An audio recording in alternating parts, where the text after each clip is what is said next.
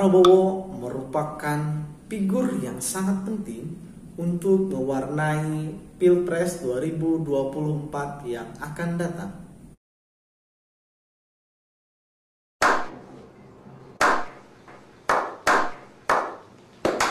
Terlepas dari Pak Prabowo mencalonkan diri sebagai presiden atau tidak, tetap saja Pak Prabowo ini akan memberikan efek yang besar terhadap perpolitikan di 2024 yang akan datang.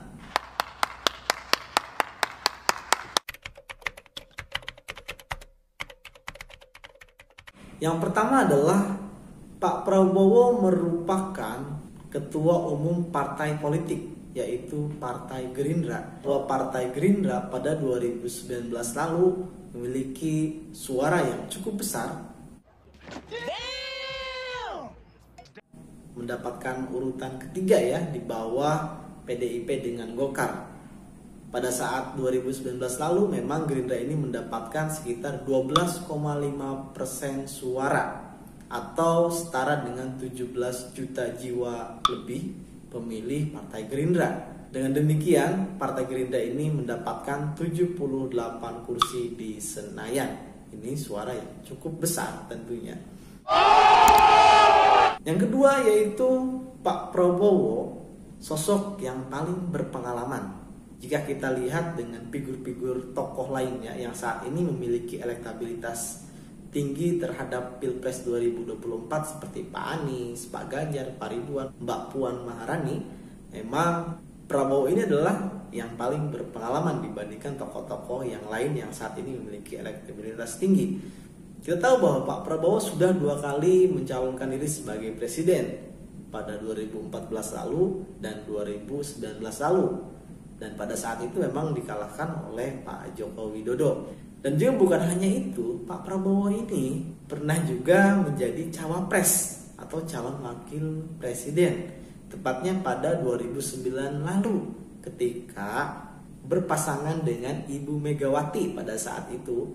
Dan memang pada saat itu dikalahkan oleh Pak Susilo Bambang Yudhoyono.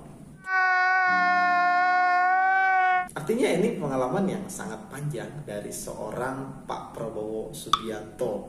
Begitu. Dan juga memang pengalaman ini tentunya akan memberikan dampak yang signifikan terhadap keputusan-keputusan politik Pak Prabowo di 2024. Selanjutnya, Pak Prabowo merupakan seorang incumbent yang saat ini menjabat sebagai Menteri Pertahanan Republik Indonesia. Sedikit atau banyak bahwa seorang incumbent akan memiliki pengaruh. Kita tahu bahwa Menteri Pertahanan adalah salah satu menteri strategis di Kabinet Indonesia Kerja.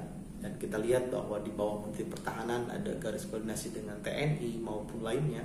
Artinya ini juga menjadi modal Pak Prabowo jika 2024 yang akan datang Pak Prabowo mencalonkan diri sebagai presiden.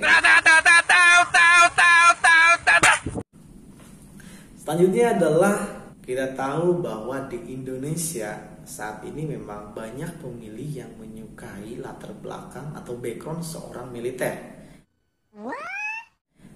Dan sosok itu ada di Pak Prabowo. Di mana Pak Prabowo ini merupakan seorang purnawirawan jenderal TNI, sempat menjabat sebagai Danjen Kopassus pada tahun 1995 lalu. Dan ini juga memang kenapa elektabilitas Pak Prabowo memang sangat tinggi, karena kelompok ini juga masih sangat banyak tentunya pengagum Pak Prabowo ini gitu.